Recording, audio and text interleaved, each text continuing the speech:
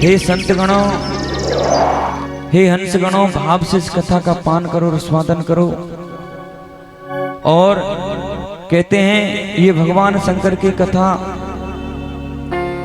दृढ़ता प्राप्त करने की शक्ति देती है, आत्मा को पवित्र करने की शक्ति देती है और भाव में भगवान को बसाने की शक्ति देती है। बिन हरि कृपा मिलेउ नहीं संता और बिन भगवंता मिलेउ नहीं। ये कथा गान भगवान की कृपा से ही मिलती है।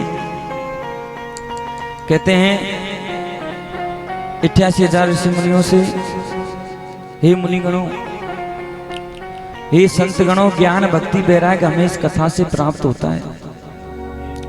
बिगर ज्ञान भक्ति वैराग्य के हमारी भक्ति अधूरी है। चाहे हम कितना ही प्रेम करें भगवान से, पर वैराग्य और ज्ञान नहीं है ना तो वो प्रेम भी अधूरा है, क्योंकि बिगर बेटों के मां अधूरी रहती है। ज्ञान वैराग्य ये दोनों भक्ति के पुत्र हैं। सूजी महाराज कहते हैं मुनिगणों, और ये भगवत में शिव में कथा हमें जीवन के 4 पुरुषार्थ प्रदान करती है। जीवन का पहला पुरुषार्थ है काम, जीवन का दूसरा पुरुषार्थ है अर्थ, जीवन का तीसरा पुरुषार्थ है धर्म और जीवन का चौथा पुरुषार्थ है मोक्ष। ये भगवान शिव की कथा हमें मोक्ष प्रदान करती है।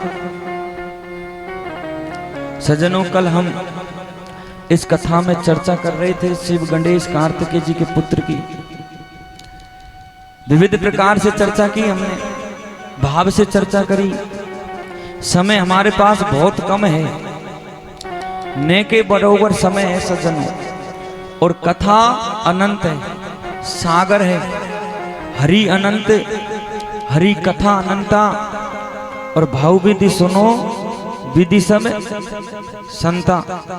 प्रेम से भगवान की कथा का पान कर सकते हैं, प्रेम से भगवान की कथा को सुन सकते हैं, भाव से इस भगवान की कथा को पान करते हैं। 88,000 ऋषि मुनियों को सुनाते हैं। मुनि गणों, हे संत गणों, हे हंस गणों, मनुष्य शरीर एक बार मिलता है और इस एक बार शरीर मिलने में हम इतना पुण्य कर जाएं, भक्ति प्राप्त कर जाएं कि दोबारा हमको जो सिद्धि मिली है उस सिद्धि से नीचे ना गिरे, ऊपर चढ़ने का ही काम करो महाराज। अब मनुष्य शरीर में लाए तो इतना तो कर चलो, इतना तो भज चलो कि दोबारा मनुष्य शरीर ही मिल जाए।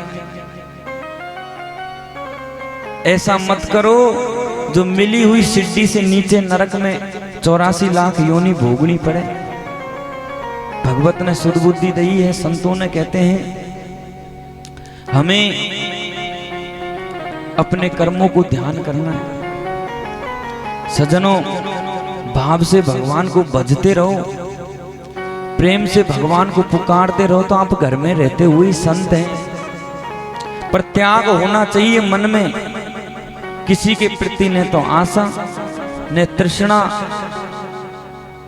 न लोभ, न क्षोभ, न राग और न देश।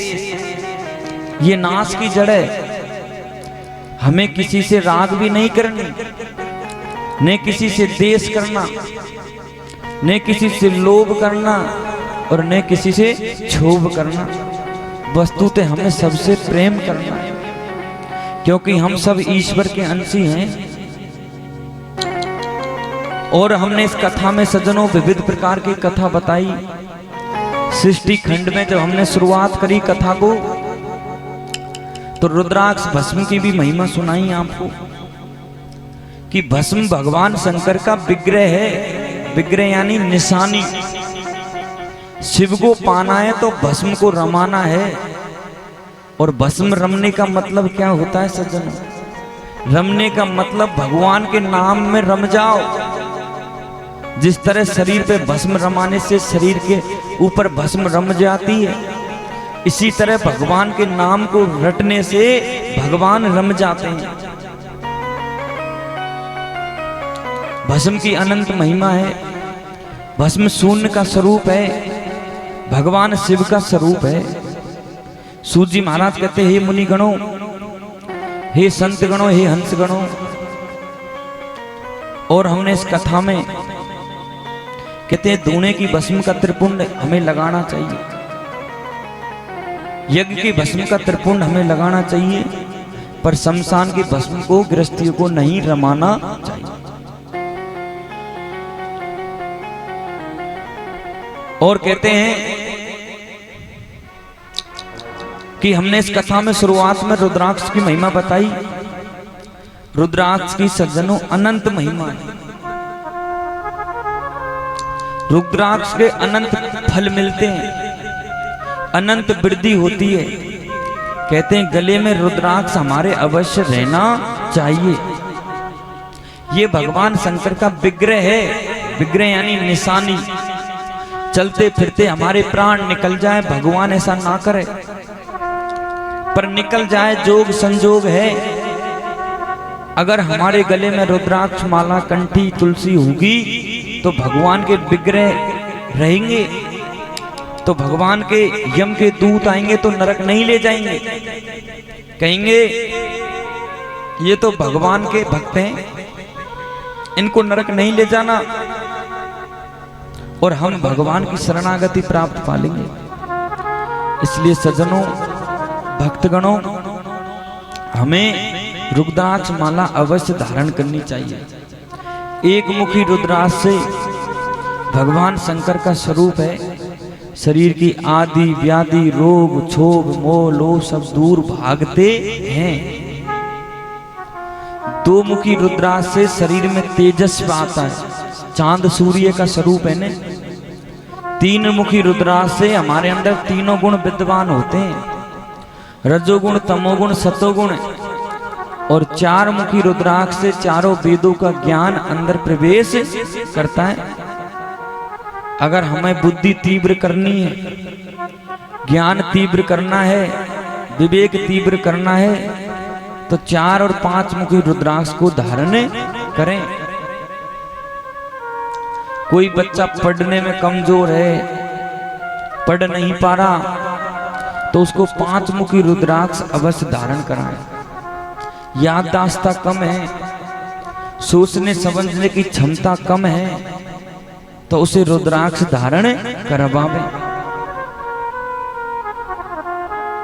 भगवान की असीम कृपा होती है। कहते हैं किसी के शरीर में रोग आदि व्याधि है तो भी उसको रुद्राक्ष धारण अवश्य करावे।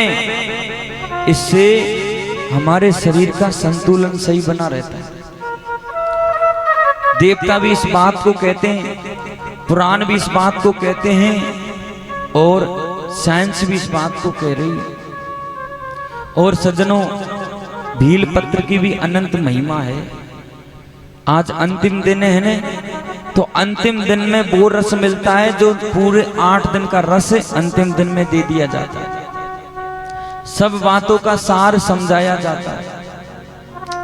भील पत्र साक्षात भगवान शंकर का स्वरूप है, साक्षात विष्णु का स्वरूप है, साक्षात ब्रह्मा का स्वरूप है। जो भील पत्र के वृक्ष से प्रेम करेगा, जल चढ़ाएगा, उसको पालेगा, पोसेगा, बड़ा करेगा, उस व्यक्ति पे लक्ष्मी की अटूट कृपा बनेगी।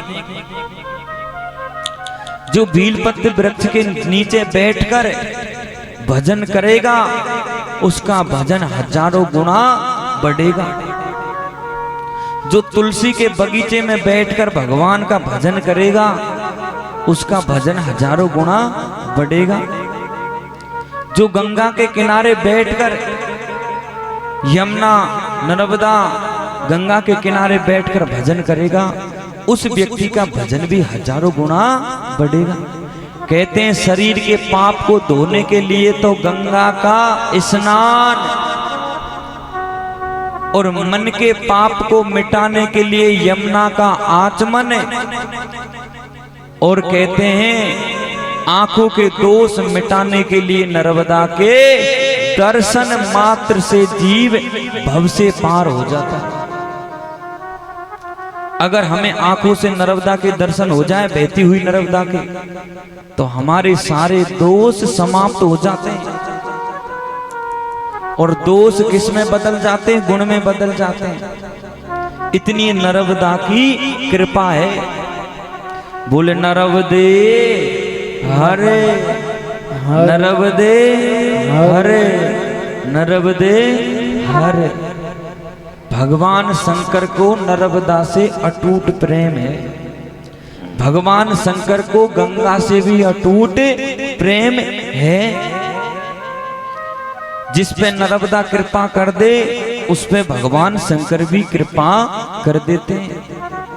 जिस पे गंगा कृपा कर दे, उस पे भगवान शंकर भी कृपा कर देते हैं।